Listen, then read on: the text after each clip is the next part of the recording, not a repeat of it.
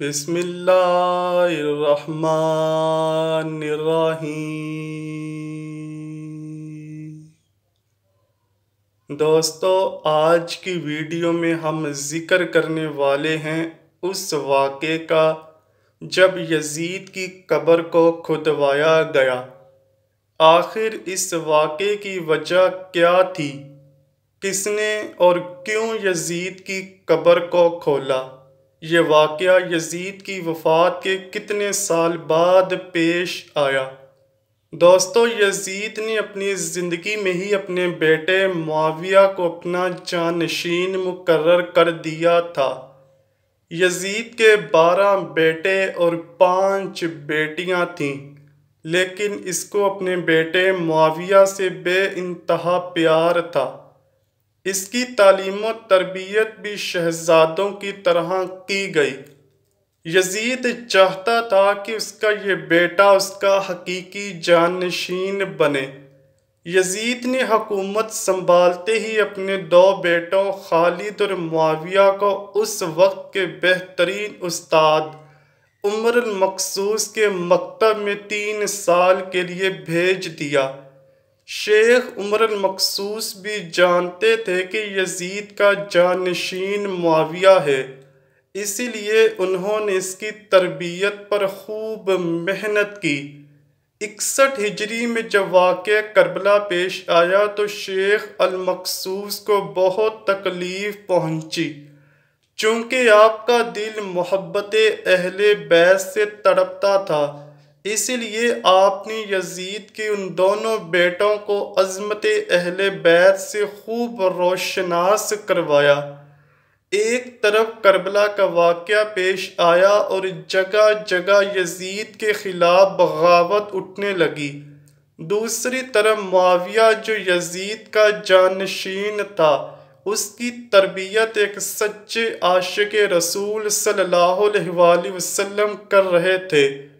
واقعہ کربلا کے تیسرے سال 683 عیسوی میں یزید عبرتناک موت سے دوچار ہوا تو معاویہ ابن یزید 20 سال کی عمر میں تخت نشین ہوا۔ جیسے ہی معاویہ ابن یزید تخت نشین ہوا تو استاد محترم کی محنت رنگ لانے لگی۔ اس نے آتے ساتھ ہی واقعہ کربلا کی تحقیقات کی اور محض 40ویں دن لوگوں کو اپنی بیعت سے آزاد کر دیا۔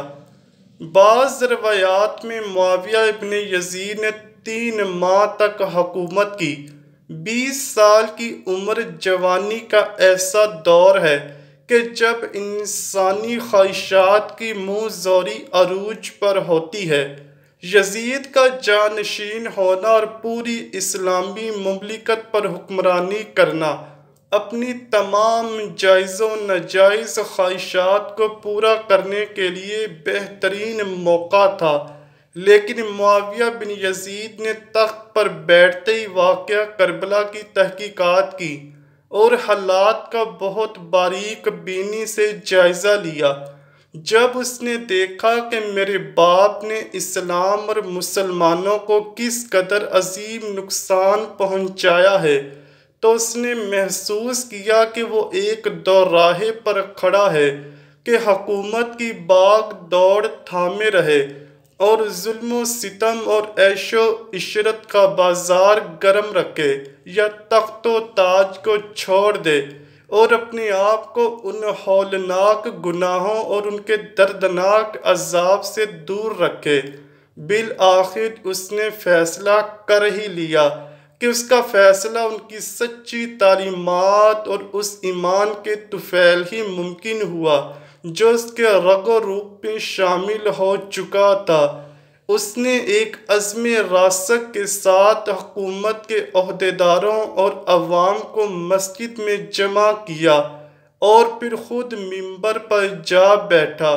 اس نے اپنی تقریر میں سب سے پہلے خدا کی حمد اور اس کے بعد رسول اللہ صلی اللہ علیہ وآلہ وسلم پر درود بھیجا، اور پھر وہ یوں کہنے لگا کہ میرے باپ یزید کو جب حکومت ملی تو وہ اپنے اعمال اور بد کرداری کی وجہ سے ہرگز اس کا اہل نہیں تھا، لیکن وہ بھی اس پر قابض رہا اور اس کا نفس اسے بدترین کاموں کی ترغیب دیتا رہا۔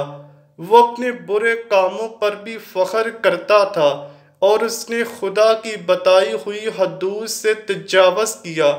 رسول اللہ صلی اللہ علیہ وآلہ وسلم کی اولاد پر اس نے بدترین مظالم ڈھائے، لیکن اس کی حکومت کی مدت بہت ہی تھوڑی تھی اور بہت جلد اس کی شرمناک زندگی کا خاتمہ ہو گیا، اور آج وہ اپنے اعمال کے حساب کتاب میں الجھا ہوا ہوگا۔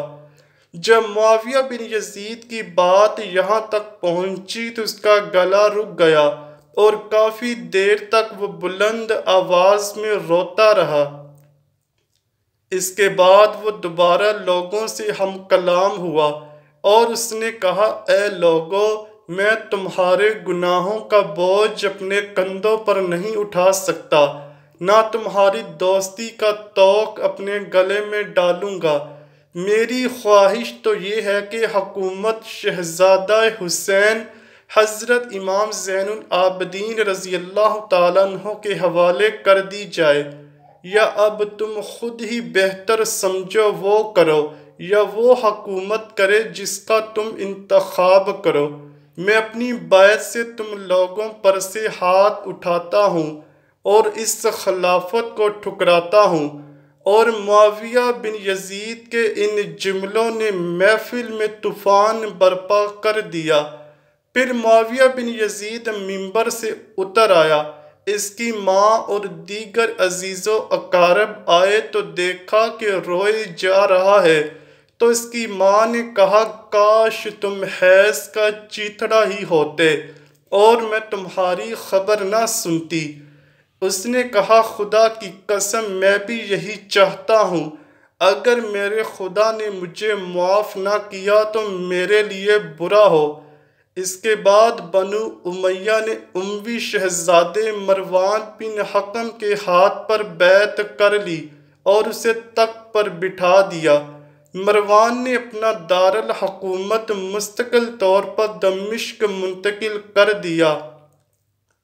بنو امیہ نے شیخ عمر المقصوص کو زندہ درگور کر دیا کہ تم نے ایسی تربیت کیوں کی؟ پھر معاویہ بن یزید نے بڑے دربار میں بنو امیہ کو رسوا کر دیا۔ اس کے چند دن بعد ہی معاویہ بن یزید کو زہر دے دیا گیا۔ 684 عیسوی سے 685 عیسوی تک مروان بن حکم نے حکومت کی۔ پھر اس کی وفات کے بعد مروان کے بیٹے عبد الملک نے 685 سے 705 تک ایک طویل عرصے تک حکومت کی۔ پھر 705 عیسوی سے 715 عیسوی تک عبد الملک کے بیٹے ولید نے حکومت کی۔ اسی کے دور میں سندھ، اندلس اور دیگر بہت سی ریاستیں فتح ہوئیں۔ اسی کے دور میں شہزادہ حضرت امام زین العابدین رضی اللہ تعالیٰ عنہ کو زہر دیا گیا۔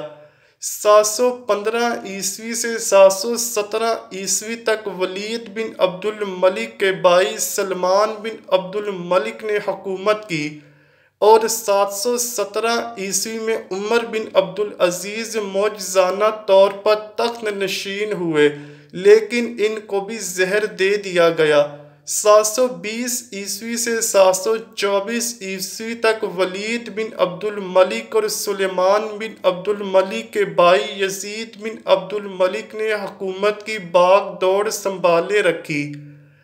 اس کے بعد ہشام بن عبد الملک، ولید بن یزید، یزید بن ولید، ابراہیم بن ولید اور مروان بن محمد نے بالترتیب حکومت کی، اور 750 عیسوی میں بنو امیہ کی حکومت کا تختہ بنو عباس نے الٹ دیا۔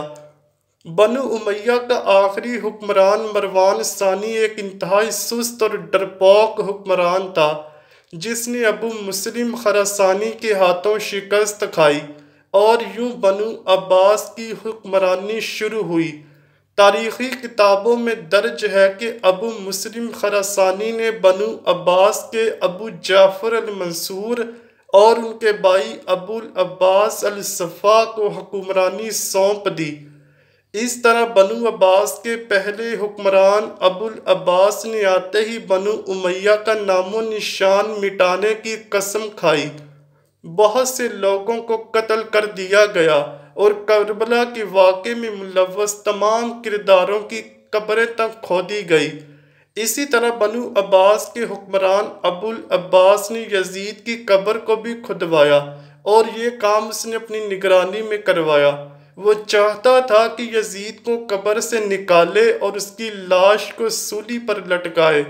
چنانچہ یزید کی وفات کے 65 سال بعد اس کی قبر کو اس وقت کے حکمران ابو جعفر اور ابو العباس کی نگرانی میں کھدوایا گیا، لیکن جب قبر کو کھولا گیا تو سب یہ دیکھ کر حیران رہ گئے کہ اس میں لکڑیوں کی راکھ، بدصورت کتے اور ایک اژدہے کے سوا کچھ نہ تھا۔ اللہ اکبر!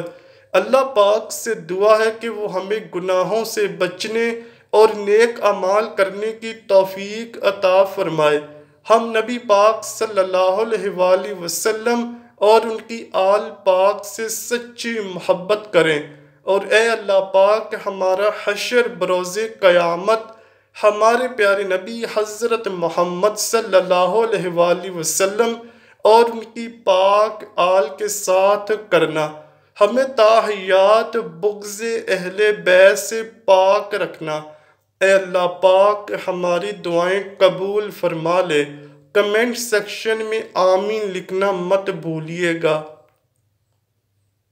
امید کرتا ہوں کہ آپ کو ویڈیو ضرور پسند آئی ہوگی۔ اگر ویڈیو پسند آئی ہے تو ویڈیو کو لائک کیجئے، شیئر کیجئے اور چینل کو لازمی سبسکرائب کیجئے۔ کمنٹ سیکشن میں اپنی رائے کا اظہار بھی ضرور کیجئے گا۔ ملتے ہیں اگلی ویڈیو میں، تب تک کے لیے اللہ حافظ۔